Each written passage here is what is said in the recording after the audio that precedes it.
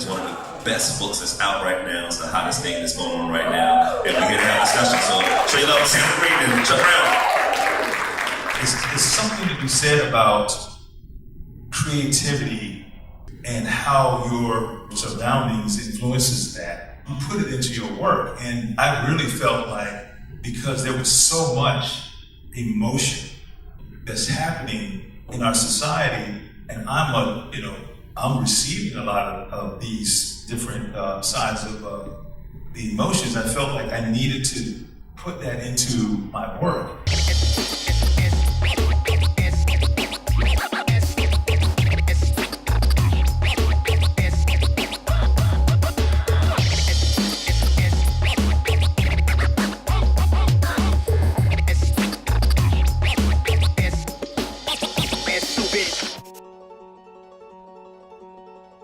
I grew up in a small town here in South Carolina, Greeleyville, if you ever heard of that.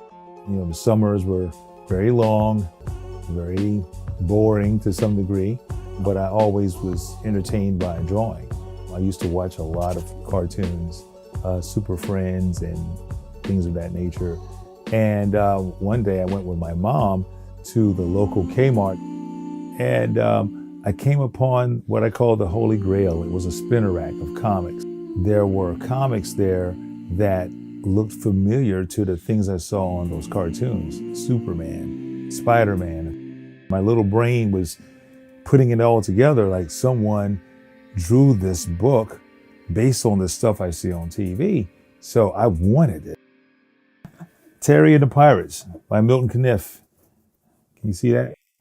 This right here, I think published in, 1970. So before I was born, I was in love with all the great illustrators, comic illustrators that kind of predated right before I came in the industry.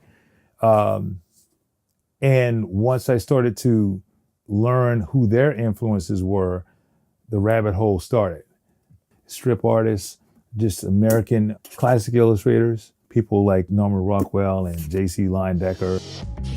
And again, it was just kind of a perfect storm, if you will, where the climate, working on, a character like Black Panther, and deciding to take a leap of faith and go and create, something new. Bitterroot is about a family that hunts monsters during the Harlem Renaissance, and they use steampunk technology and alchemy to deal with these monsters.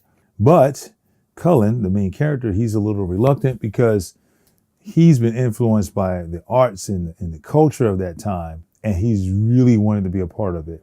And he knows that he can't do that and go about the mission at the same time. We knew we needed to do our own thing.